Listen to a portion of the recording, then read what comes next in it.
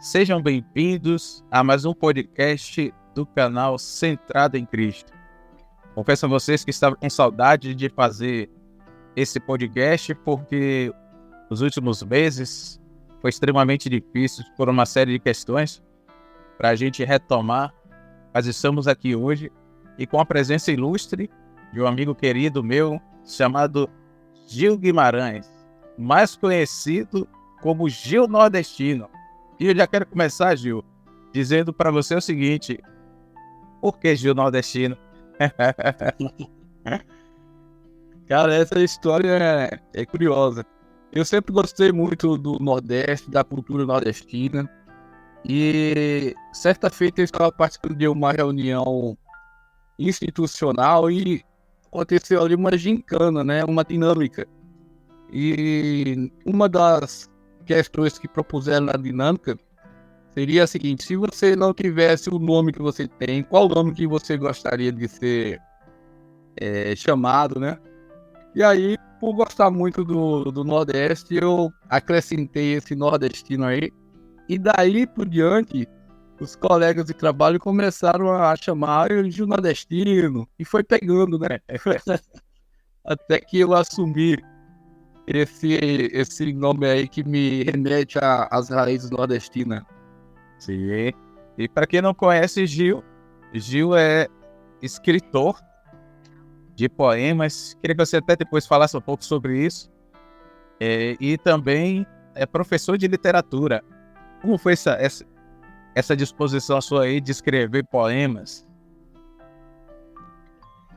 Então, Léo, isso começou precisamente no nono ano, né? No ano final do ensino fundamental, quando na sala de aula eu escrevi um poema proposto pela professora de português para uma atividade.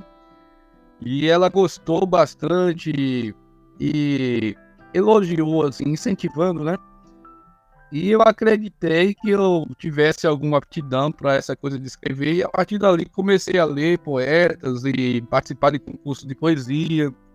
Fui tomando gosto pela escrita. De lá para cá não deixei mais de escrever. E nessa brincadeira já tem quantos livros escritos já?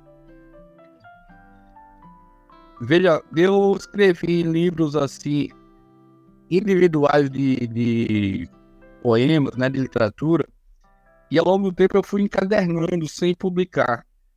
E eu escrevi 5 livros. Aí em 2021, na pandemia, eu resolvi selecionar esse material, dar uma revisada, ver o que sobreviveria ao teste do tempo e reunir todos os escritos ali num volume, né?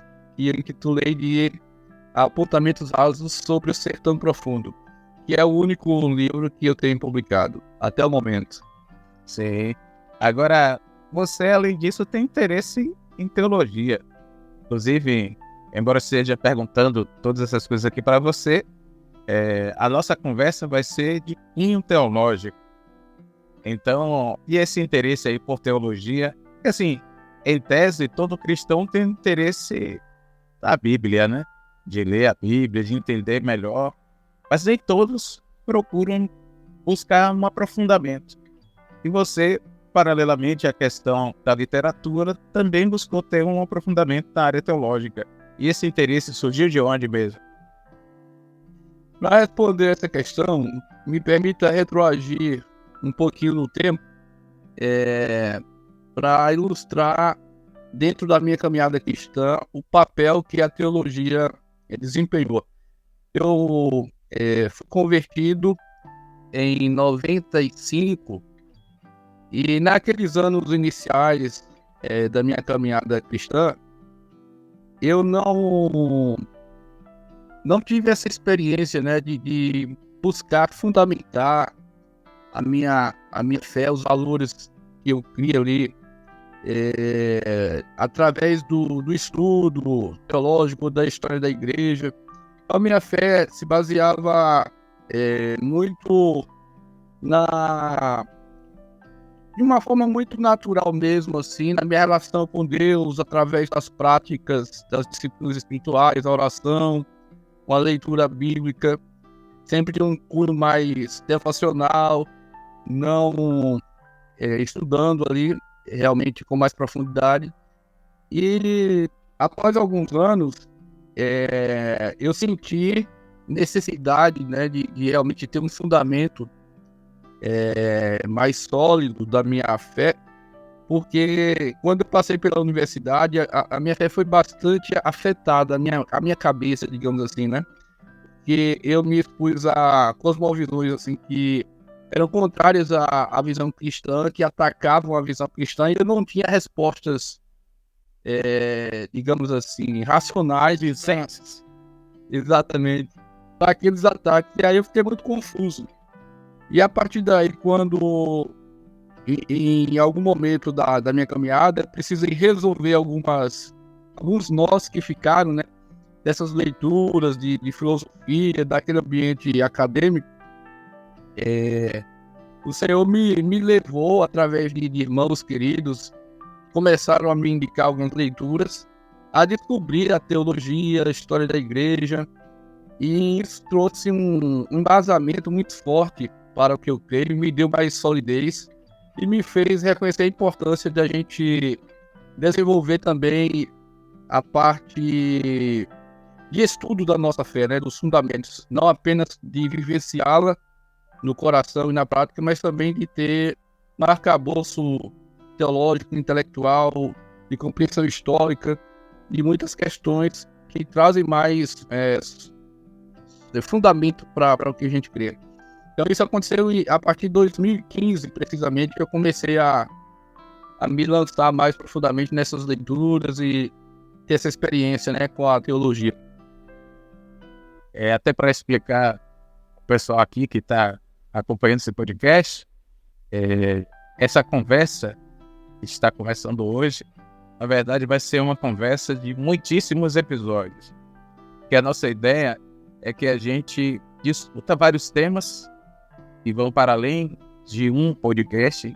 A gente está em parceria aqui para conversar sobre vários assuntos. Então, Gil vai ser um membro ativo do podcast Sentado em Cristo, e a gente vai estar sempre conversando sobre temas que são bastante relevantes, que julgamos relevantes para a fé cristã.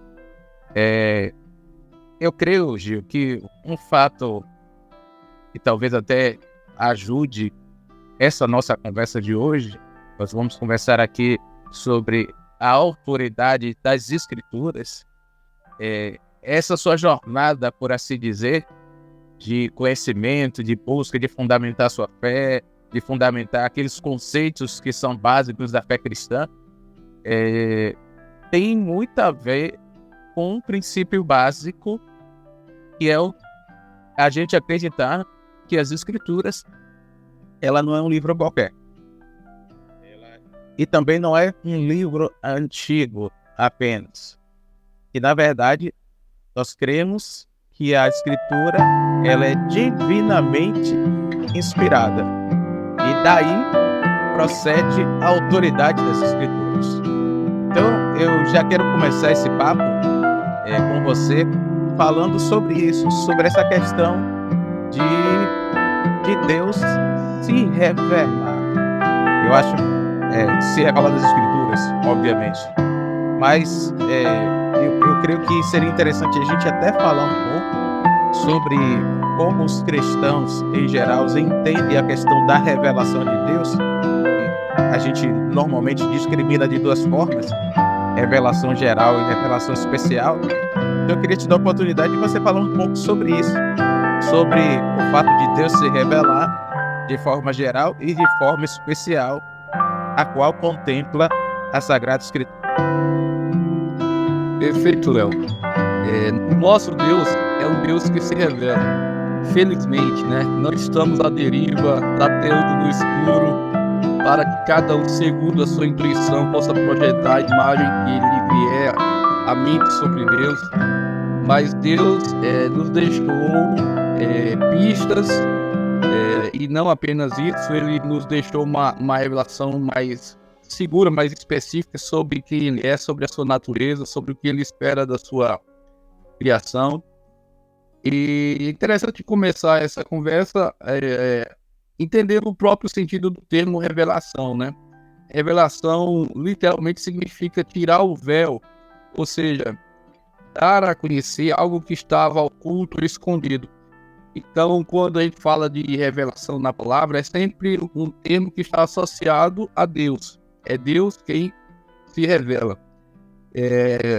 Dito de uma forma mais simples, a revelação então trata dessa maneira como Deus se comunica com as suas criaturas, a maneira como Deus fala conosco.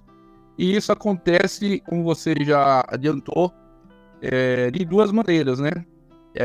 Na teologia costuma-se se usar esses termos, a revelação especial, ou melhor, a revelação geral ou natural, e tem a ver com a presença de Deus pode ser percebida, os atributos de Deus podem ser percebidos através da criação, através da própria natureza. Em Romanos 1, verso 19 e 20, vai falar sobre isso, né? Que os homens são indesculpáveis por não terem dado graças ou glorificado a Deus como Deus, porque o que de Deus se pode conhecer foi manifesto a eles, né, por meio das coisas que foram criadas. Então lá fala que os atributos invisíveis de Deus, o seu eterno poder, podem ser percebidos nas coisas criadas. Então, Salmo 19 também vai falar isso, que os céus proclamam a glória de Deus, os firmamentos anunciam as obras de suas mãos. E as escrituras estão permeadas de textos, né, que falam dessa revelação natural. Todavia, essa revelação natural, ela é incompleta, porque por mais que o homem possa, olhando para as estrelas, né, para o funcionamento das estações, dos astros, ou a complexidade que existe no funcionamento de uma colmeia, por exemplo, ou simplesmente observando uma folha e a beleza, o padrão matemático e simétrico que existe ali nos veios de uma simples folha que você observa, isso é suficiente para você saber que existe uma inteligência que organiza, que ordena, que estabelece leis naturais e que torna o universo uma coisa tão inteligente, tão complexa, uma sintonia tão fina, que seria insensato, caso você seja sincero consigo mesmo, imaginar que uma complexidade dessa magnitude tenha origem no acaso, né? Então, isso tudo é suficiente para o homem desconfiar que existe uma mente inteligente por trás de todas essas coisas que a gente vê na natureza. E, tendo essa percepção, ele então deveria se interessar por Deus, por conhecer melhor a Deus, né? E quando ele se interessa por Deus, então ele vai ter a revelação específica, que é a revelação especial, que é a revelação escrita, né? Que são as escrituras, a lei de Deus, que hoje a gente tem aqui registrado naquilo que a gente chama de Bíblia Sagrada. Ali Deus fala de maneira mais específica sobre o seu caráter, sobre a sua natureza. Ele ordena coisas práticas da nossa maneira de viver. Então a Bíblia é a revelação suficientemente completa para que a gente viva de forma que agrade e esteja em harmonia com o nosso Criador. Sim, sim. Isso é ótimo. Isso é ótimo para quem acredita, que tem uma fé simples. Mas a gente sabe que nem todo mundo tem essa fé simples. Então, às vezes, precisa-se de uma dose de racionalidade para que algumas pessoas compreendam melhor isso e até aceitem o fato de que existe essa revelação especial e que Deus, como você disse, fala às pessoas através de um livro, né, de uma coleção de livros, que é a Bíblia. Então, eu acho que seria muito importante também você falar para a gente um pouco sobre essa questão do que faz a Bíblia realmente ser considerada um livro inspirado. Talvez o ideal seria até você também falar um pouco do que é inspiração, né? O que é essa inspiração divina que faz com que a Bíblia seja um livro que a gente deva acatar, considerando que é Deus que realmente está se revelando através dele. Muito bem, Léo. Antes de responder de forma específica a sua pergunta, é importante a gente falar do quanto que essa doutrina da inspiração das Escrituras, ela é central para a nossa fé. Ou seja, eu diria até que seja a doutrina mais importante do cristianismo, é a doutrina da inspiração das Escrituras. Por que eu digo isso? Que todas as outras doutrinas que nós cremos, como, por exemplo, a divindade de Jesus Cristo, a volta de Jesus, a segunda vinda, a eternidade e a trindade, todas as doutrinas que são basilares na fé cristã, elas estão afirmadas nas Escrituras.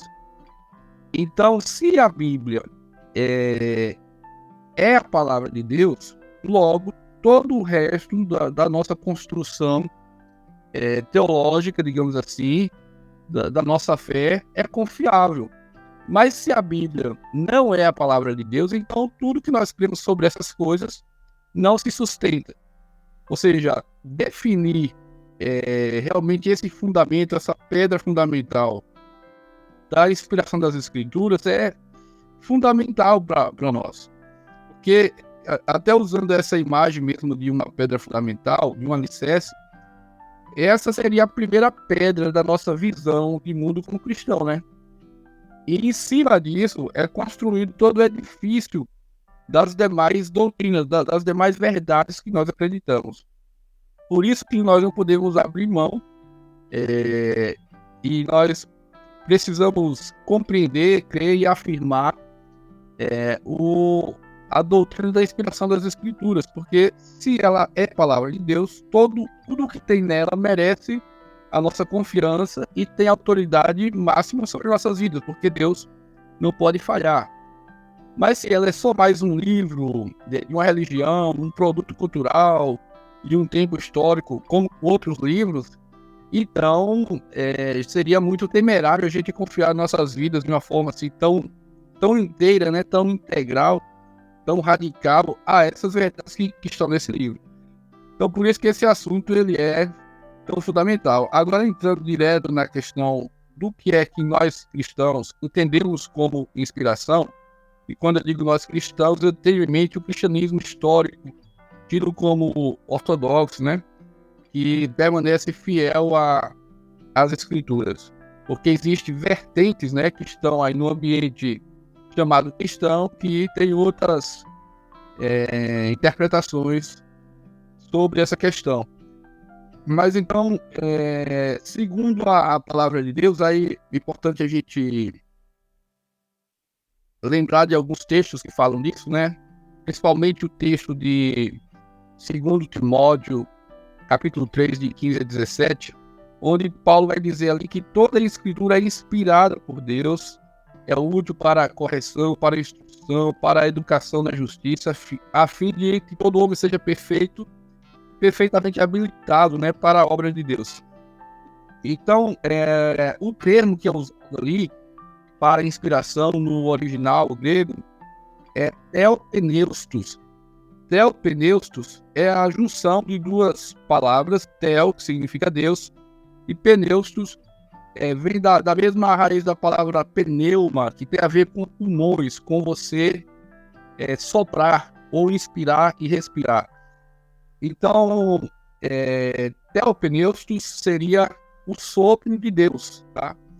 Quando se diz que toda a Escritura é inspirada, está se dizendo de um modo mais simples que Deus soprou através do Espírito Santo na mente dos autores bíblicos, de modo que ele estava conduzindo, direcionando, supervisionando todo o processo de registro do texto sagrado, de maneira que o que foi escrito, cada palavra que foi registrada, foi exatamente a palavra que Deus soberanamente quis que ficasse registrada. Agora é interessante entender que esse processo de inspiração não significa uma espécie de ditado que se assemelharia a uma psicografia, onde Deus estaria ditando cada palavra, né? De forma audível, e os escritores ali ouvindo e anotando. A inspiração não se deu de uma forma mecânica.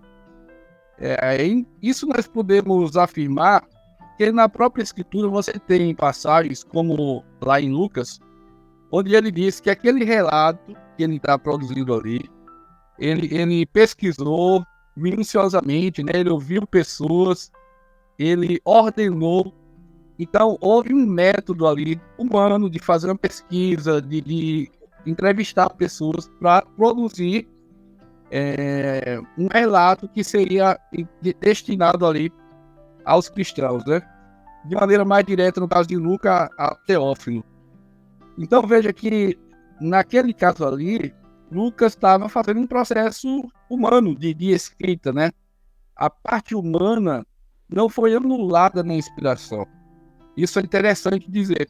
Então a inspiração, ela é orgânica, ou seja, na medida que os escritores estavam escrevendo para resolver questões reais, imediatas, problemas da igreja que existia naquele momento, Deus estava usando aquelas necessidades temporais ali para fazer com que fossem registrados princípios que seriam atemporais, né, imutáveis para toda uma geração de cristãos e de pessoas em geral que viriam na posteridade, né?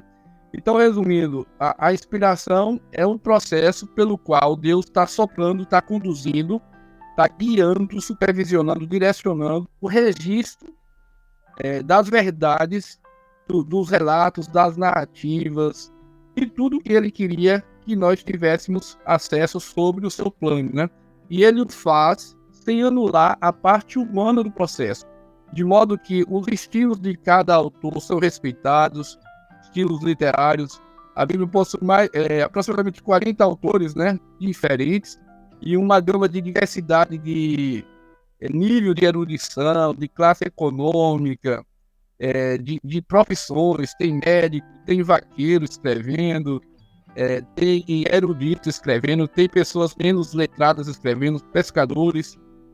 E Deus usa tudo isso para que cada um registre exatamente o que ele queria que ficasse registrado, de maneira que o que Paulo escreve, que era um letrado, um doutor lá no judaísmo, não é mais inspirado do que o que Pedro, que era um pescador, escreveu, né?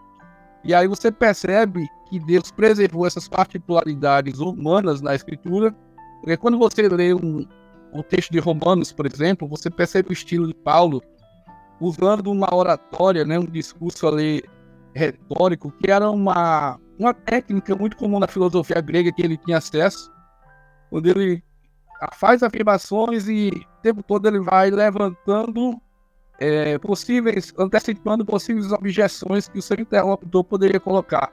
E ele mesmo já responde aquelas objeções ali. Já nas cartas de Pedro você não tem esse estilo, por exemplo, né? Então, em função disso, nós dizemos que a Bíblia, ela é divina e humana. Ela tem uma dupla natureza, o que aponta para a própria pessoa de Cristo, que em última instância é a palavra de Deus encarnada, é o verbo que se fez carne e que tem uma dupla natureza, né? Cristo é totalmente Deus e totalmente homem, assim como a palavra da Escritura também tem origem divina. Ela é divina porque tem origem divina, é a palavra de Deus que está sendo soprada através dos homens, mas ao mesmo tempo ela também é humana, porque ela reflete a humanidade dos autores que a escreveram, e essas questões foram preservadas também.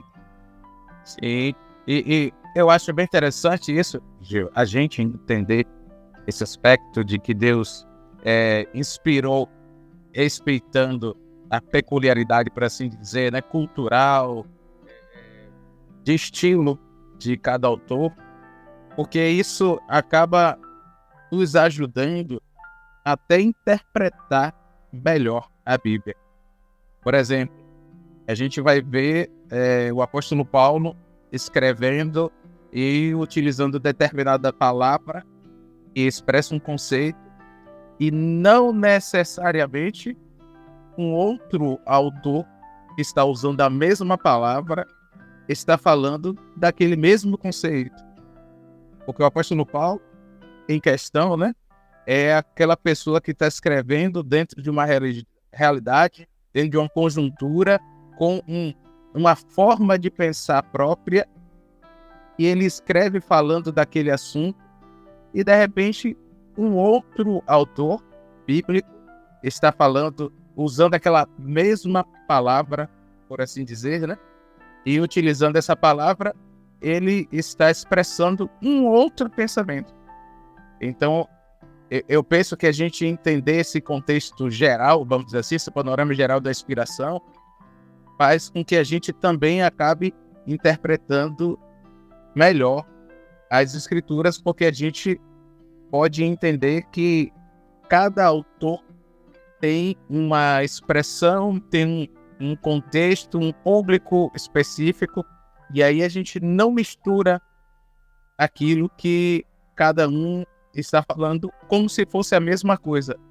Obviamente, muitas coisas que vão se falar no sentido fundamental é a mesma coisa, mas outras coisas que os autores vão falar têm sentidos diferentes, e se a gente não perceber essa dinâmica, pode ser que a gente tente interpretar tudo como se fosse a mesma coisa, e aí a gente vai estar entendendo mal aquilo que Deus está querendo comunicar através de cada autor. Então eu penso que isso que você falou aí é fundamental realmente para que a gente possa interpretar melhor as escrituras.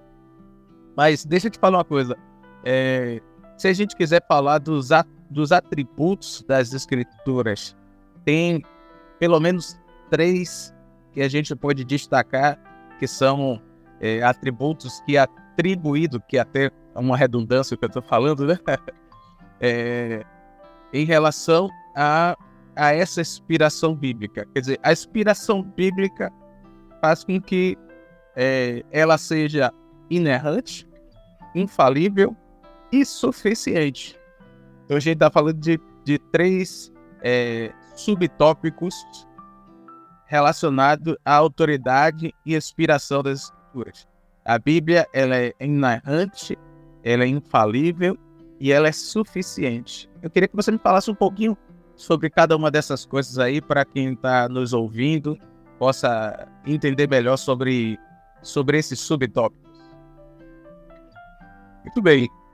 Se a Bíblia é inspirada por Deus, como de fato o é, e como cremos, decorre disso que ela seja inerrante, uma vez que Deus é inerrante, que Deus é perfeito, que em Deus não pode ter qualquer sombra de variação ou falha.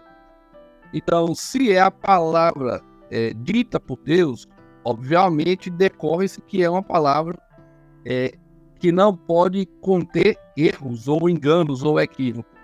Porém, a gente precisa entender de forma mais precisa o que estamos querendo dizer quando falamos da inerrância e o que não estamos querendo dizer quando falamos de inerrância. A inerrância, ela diz respeito à impossibilidade de haver qualquer erro essencial, substancial, ou seja, não há um erro de verdade na Bíblia, né? Não há nada que possa comprometer o caráter verdadeiro da Escritura, né? Agora, não estamos querendo dizer, quando nós falamos de inerrância, que não existam contradições aparentes na Bíblia, ou que não existam determinadas imprecisões de cunho científico, por exemplo. Essas contradições aparentes ou determinadas imprecisões em relação a alguns assuntos, tal como hoje a ciência tem conhecimento, essas questões elas são explicadas. Existem soluções para isso, né? Vou dar um exemplo, né? A Bíblia afirma que Deus não é homem para que minta, nem filho de homem para que se arrependa. Numa determinada passagem, que agora eu não lembro exatamente a referência, mas está lá. Em outra passagem, fala que Deus se arrependeu. Por exemplo, quando lá em Samuel, ele fala que se arrependeu de ter colocado Davi ali como rei. Alguma coisa mais ou menos nessa linha. E lá em Gênesis também fala que Deus se arrependeu, né, depois da queda da humanidade ter, enfim, se entregado ali a todo tipo de perversão, né? Exatamente. Deus fala que se arrependeu ali. Então isso aparentemente é uma contradição, né? Porém, quando você vai ver, não significa que Deus realmente diz que não muda em um lugar, em outro lugar ele está dizendo que ele pode voltar atrás de uma decisão. Isso é explicado pelo simples fato da dificuldade que você tem na tradução, porque determinados idiomas possuem palavras que um idioma para o qual você está traduzindo não possui aquela palavra. Então você vai por uma aproximação, digamos assim, de sentido, né? Mas não é exatamente o termo que você quer dizer ali no original, porque não tem uma palavra correspondente. Isso acontece com o português, por exemplo, tem a palavra saudade. Se você for traduzir isso para o inglês, você vai encontrar uma coisa que se aproxima, mas não é exatamente a sensação que é descrita com a palavra saudade no idioma português. Então, no hebraico, o verbo para arrepender são dois, que trazem a ideia de arrependimento, né? A palavra que é usada ali é nahan, para falar que Deus se arrependeu, que é a ideia de você suspirar de uma profunda tristeza. A palavra que no hebraico é usada para arrependimento no sentido de você voltar atrás e mudar de ideia é uma outra palavra, que no momento agora até me foge a palavra, mas é alguma coisa como vuxei, alguma coisa assim parecida. Quando você quer dizer que você realmente mudou de opinião. Quando você se decepcionou com alguém e você está profundamente triste e você chega e faz assim, dá aquele suspiro como quem diz, eu já fiz tudo ali, e a pessoa, né, continuou ainda respondendo dessa forma. Então é como se você estivesse consolando a si mesmo ali, com uma tristeza profunda. Só que aí não tem uma palavra para descrever isso em português. E a que mais se aproxima dessa ideia é a ideia de arrependimento, porque também traz uma ideia de tristeza, né? O arrependimento traz essa ideia de tristeza. Então, embora essa palavra não seja a melhor para traduzir esse sentimento que Deus está tendo lá quando ele disse que se arrependeu, no português não havia uma correspondente. Hoje já existem traduções até que são melhores do que a palavra arrependimento. Ou seja, quando você vai realmente estudar de boa fé, existe a solução, a explicação, e você vai ver que aquela aparente contradição não é um erro, não é uma contradição de verdade, né? Talvez um caso clássico também é uma referência, se não me falha a memória, é Moisés, que escreve sobre animais e determinados animais, né? Puros, impuros e tal, e ele coloca o morcego como uma ave. Isso é uma coisa bem interessante, porque na classificação moderna, né, vamos dizer assim, da biologia, o morcego, se não me falha a memória, é um mamífero. Não é uma ave. Exatamente. Então, será que ali faltou inspiração?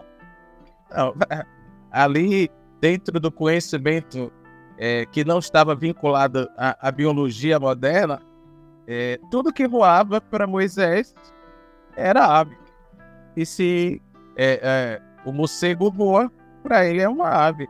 Isso não desmerece em nada aquele conceito principal que quer ser trazido, que é daquele animal ser impuro ou impuro, conforme aquilo que Deus tinha determinado. Então, eu penso que esse é um caso clássico para mostrar que, na verdade, não existe um erro ali. Existe, na verdade, uma interpretação que é uma interpretação do momento, justamente respeitando o conhecimento, as características toda a cultura daquele ambiente onde está inserido um escritor bíblico, né? Perfeito, Léo. Você descreveu aí de forma muito precisa. Inclusive, é importante dizer que a escritura, o registro do texto sagrado, Deus quis que fosse feito da perspectiva humana. Por isso que ele preservou as particularidades humanas, né? Ele não robotizou o homem, colocou um chipzinho lá que tivesse uma informação que só viria 1500 anos depois, para já trazer alguma coisa assim que fosse pertencente a todas as épocas e culturas. Não. Ele pegou o ser humano que tinha valores de uma época específica, de uma cultura, tinha um conhecimento científico limitado àquela época, e da perspectiva humana ele registrou segundo o que ele estava vendo, o conhecimento que era comum naquela época. Aí quando a ciência classifica, por exemplo, a questão dos mamíferos, né? Alguns centenas ou até mais de milênios depois, isso não significa que aquilo ali é um erro, né? Até porque a ciência ela pode variar classificações, né? Pode, enfim. Então isso é um exemplo, né? Que é alguns colocam isso como se fosse um erro para colocar em xeque a autoridade, a veracidade das escrituras. Porém, a gente sabe que é só uma questão de uma imprecisão se você colocar um conhecimento científico ali, mas que não se trata de erro, até porque a Bíblia não é exaustiva quando ela trata dessas questões adjacentes, né, como ciência, ou geografia ou biologia. Ela não está querendo fazer um tratado de biologia, um tratado de ciência. O assunto principal da Bíblia é sobre o plano de Deus, é sobre a história da salvação. Então, quando entra essas questões, ela não tem a pretensão de trazer ali todas as informações, né, sobre aquilo. Então, tá aí um exemplo. E uma coisa, Gil, desculpe te interromper, e a ciência moderna, ela não utiliza como parâmetros as escrituras. Ela dá a sua interpretação própria. Então, por exemplo, se ela fosse seguir o parâmetro das escrituras, ela ia estabelecer a classificação do morcego, por exemplo, como ave. E não como mamífero. Ela ia ter que reinterpretar aquele animal à luz do conhecimento que já estava estabelecido, da interpretação que já tinha sido dada na escritura. No entanto, ela não faz isso. Ela despreza a escritura e estabelece seus critérios próprios.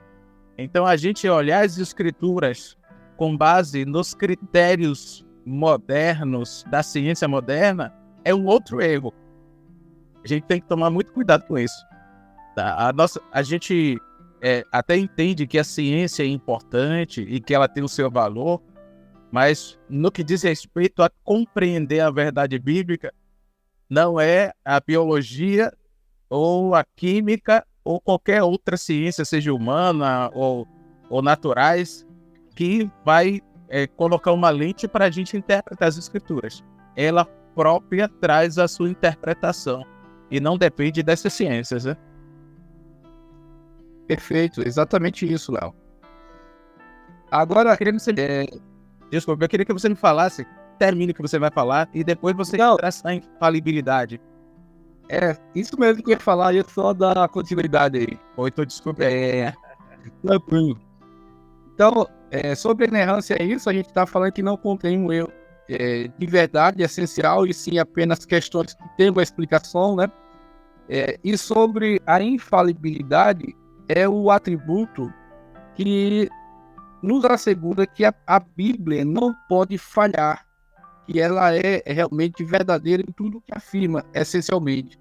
E tudo que está ali se cumprirá cabalmente, todas as promessas feitas por Deus se cumprirão, todas as profecias se cumprirão, porque ela é infalível naquilo que ela afirma, já que é a palavra de Deus.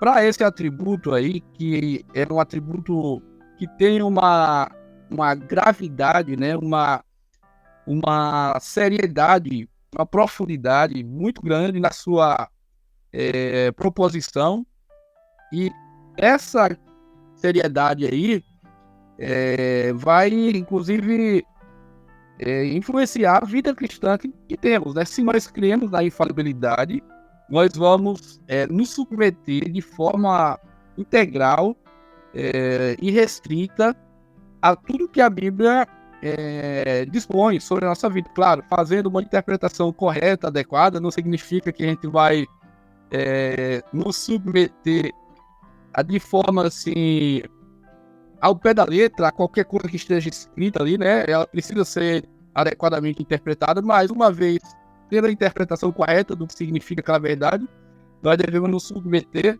integralmente, porque ela é infalível e nós podemos ter essa tranquilidade, confiar na nossa vida, né? A infalibilidade das Escrituras. Por outro lado, se nós temos dúvidas, se nós vacilamos em defender essa crença, essa afirmação, essa doutrina, nós vamos hesitar. Nós vamos começar a selecionar o que é que a gente pode obedecer ou não, e isso vai definir o tipo de vida cristã que nós teremos. Então, é uma afirmação muito séria que tem implicações, né, muito profundas na nossa vida cristã.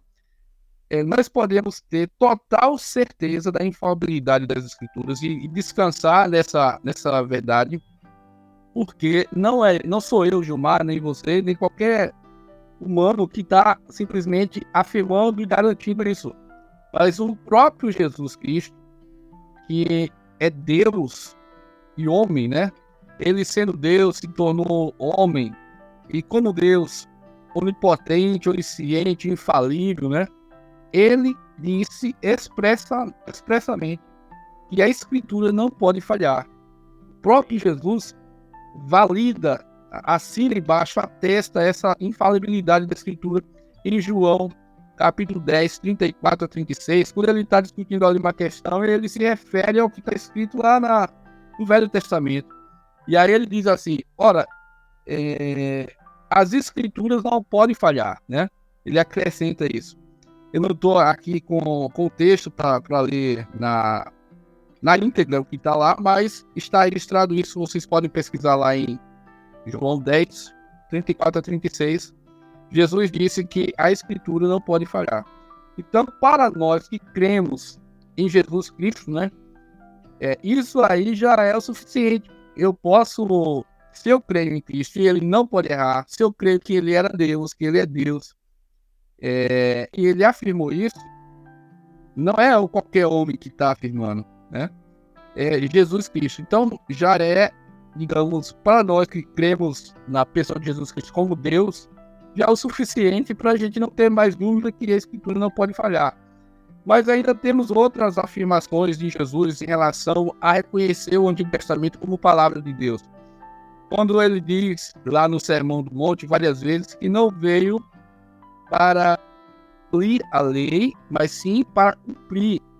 Agora, pense comigo, Jesus iria cumprir algo, ele viria cumprir algo que tivesse origem simplesmente na imaginação humana e que não fosse a palavra de seu Pai, a palavra de Deus. Verdade. Ele iria se submeter a cumprir devaneios humanos. Então, se ele cumpriu a lei, submeteu a autoridade ali das escrituras do Antigo Testamento, é porque ele tinha toda certeza que era a palavra de Deus, era a palavra do seu Pai. Vou ler o texto aqui. Esse texto de João 10, 34 diz assim: replicou-lhe Jesus, não está escrito na vossa lei, eu disse, sois deuses? Aí o 35, se ele chamou deuses aqueles a quem foi dirigida a palavra de Deus, e a Escritura não pode falhar, e aí ele dá seguimento. Quer dizer, realmente a Escritura não pode falhar. Exatamente. Então esse texto ele é fundamental para nós sustentarmos essa doutrina, já que hoje ela é bastante atacada, e mais adiante a gente vai falar um pouco desses ataques à infalibilidade das Escrituras. Eu acho que sobre isso já está suficientemente claro. Aí a gente pode adiantar um pouquinho para o próximo atributo, que é a questão da suficiência. Ora, se a Bíblia é inerrante, infalível, inspirada por Deus, ela também, como consequência, é suficiente. A gente não precisa de novas revelações a cada dia, em cada esquina, né? Porque tudo que nós precisamos para compreender a pessoa de Deus e a vontade dele para as nossas vidas já foi revelado lá em Judas, capítulo 1, verso 20. Judas fala ali sobre a questão de batalhar em defesa da fé que de uma vez por todas foi entregue aos santos. Então ali ele usa a expressão que a fé, ali se referindo ao conjunto de doutrinas, ao conjunto de ensinos, foi entregue à igreja, né, de uma vez por todas, ou seja, fechou, encerrou ali, não há necessidade de entregar mais novas revelações, além da que já foi registrado na escritura de Gênesis e Apocalipse. Se você estiver pesquisando esse texto aí, Léo, quiser ler, você já encontrou, fique à vontade. É Judas 1:20. E essa doutrina, inclusive, até que você acha o texto aí, ela serve para nos proteger de uma série de desvios doutrinários, de heresias, de situações bizarras que comumente a gente vê no meio cristão brasileiro atual, de práticas estranhas ao cristianismo, né?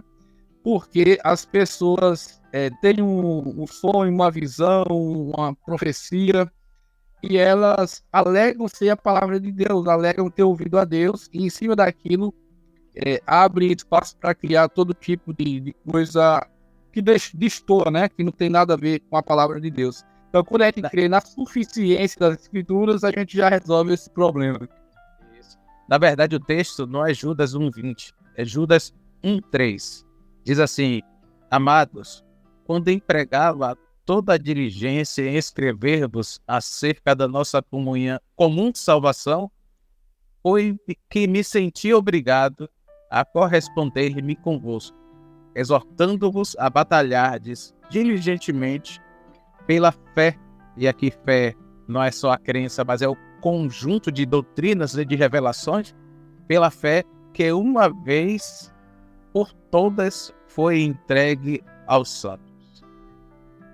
Perfeito, exatamente isso, me confundi aí na hora de anotar aqui a referência, mas a ideia é essa aí mesmo, de que a fé ela foi a revelação, né? A fé, que é o conjunto de doutrinas que estão registrados, foram entregues de uma vez por todas, de uma forma definitiva, aos santos. Ou seja, isso fecha a possibilidade de alguém estar criando, estabelecendo novas doutrinas, além do que já está escrito na palavra de Deus. Ela é suficiente, ela já contém tudo que a gente precisa para relacionar com Deus de forma segura, né? Entendendo o que Deus quer de nós. Então, se a natureza das escrituras é que ela é inspirada, né? Se os atributos é que ela é inerrante, infalível e suficiente, creio eu que não cabe relativizar ela, né? Ou descrer em algum ponto específico do que está ali, né? E isso é um ataque, são um dos ataques que é feito à escritura. Muitas vezes por quem não entende todo esse contexto da revelação, de descrentes e até mesmo de alguns que se dizem cristãos, né? Relativizam a escritura, têm uma certa descrença em relação em determinados pontos, né, dela. Eu queria que você falasse um pouquinho sobre isso, e eu creio que de tabelinha vai entrar um pouco no que normalmente a gente entende na teologia como liberalismo teológico. Exatamente, Léo. Com certeza a Bíblia é o livro mais atacado ao longo de toda a história, né? Nunca faltaram pessoas que se levantaram para desacreditar a Bíblia, para dizer que ela contém erros, contradições, que ela é só um livro de uma religião, é um livro como qualquer outro. E que seria uma coisa assim absurda, né? A afirmação de que ali contém uma palavra infalível, uma vez que ela é produzida por homens como qualquer outro livro. Esse ataque vindo de fora da igreja, por aqueles que são céticos, já é uma coisa digamos, comum. A gente já está acostumado e não pode ser diferente, né? Então, eu diria assim, que o ataque mais nocivo, mais perigoso, nem é esse aí que vem dos ateus, dos incrédulos, porque eles já, por não conhecerem, não crerem, é natural que eles afirmem essas coisas. Porém, a gente precisa estar muito atento com os ataques que vêm de dentro, porque eles são mais sutis e, em certa maneira, eles utilizam a Bíblia com uma certa consideração também de um texto que deve ser consultado, lido. Então, às vezes, ele não assusta tantas pessoas, né? Porque parece ser alguém que está defendendo a Bíblia também, só que com uma visão um pouco distinta, né? Então, assim, as principais formas de ataque à Bíblia é o relativismo ou o ceticismo, que geralmente parte de pessoas de fora do cristianismo. Mas também existe um ataque muito comum hoje, que teve origem lá no século XVIII com essa escola de pensamento teológico que você falou aí, que é o liberalismo teológico.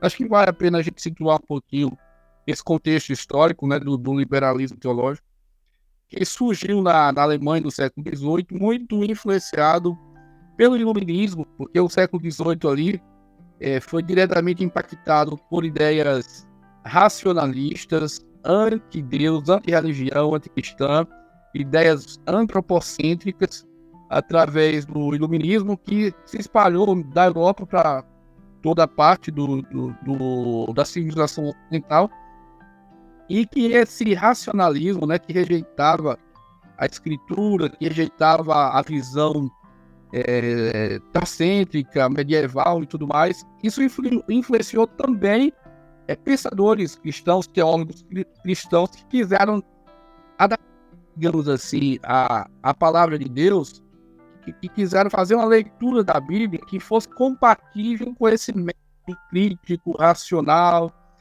Então, o primeiro a tentar fazer isso foi um cara chamado Johann Salomão Slem. Era um teólogo liberal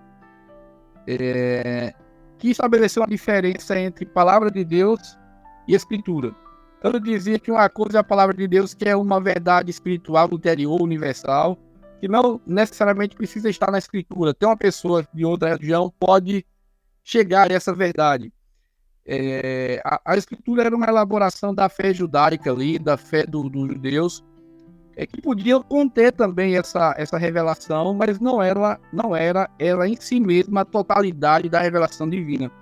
Aí, posteriormente, outros vieram fazer uma crítica, né, que são os neo-ortodoxos, dizendo assim: o liberalismo foi longe demais. Na verdade, a gente precisa da Bíblia. A revelação está na Bíblia, não está fora dela. Porém, a gente precisa só entender que nem tudo que está na Bíblia é a palavra de Deus. Tem coisas ali que refletem só a mentalidade cultural do homem, coisas que eram específicas ali, mas existe a palavra de Deus lá dentro. Agora, a função do teólogo, do intérprete, é identificar o que é a palavra de Deus na Bíblia e o que só é uma experiência humana ali. Então, essa frase, a Bíblia contém a palavra de Deus, ela vem exatamente dessa ideia de que nem tudo que está ali deve ser entendido como palavra de Deus e deve ter autoridade de Deus. Mas a gente tem que entender as partes que são a palavra de Deus. É claro que essa é uma afirmação herética, totalmente equivocada, e que leva o homem a selecionar apenas o que lhe é conveniente, né, dentro da Bíblia.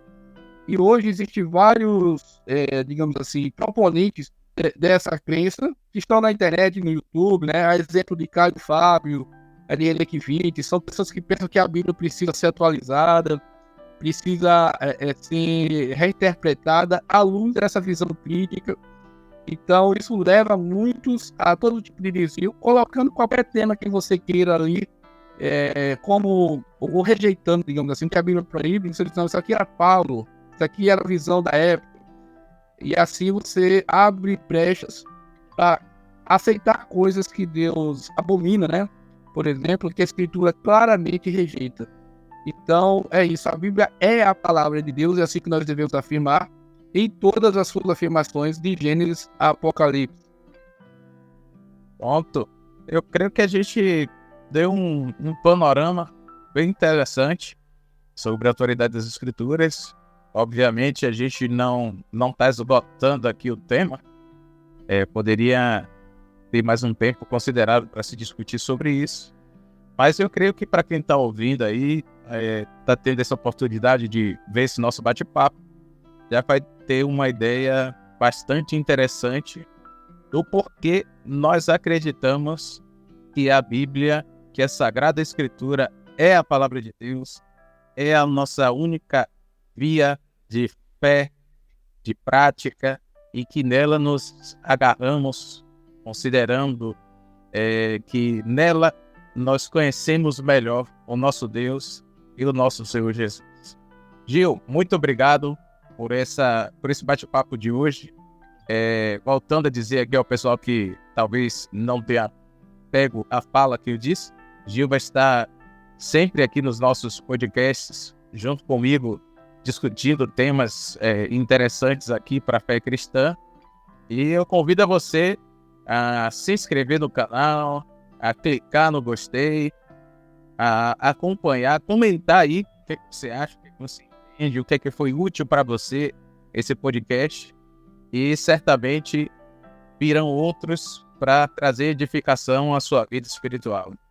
Gil, palavras finais, o que você pode dizer aí?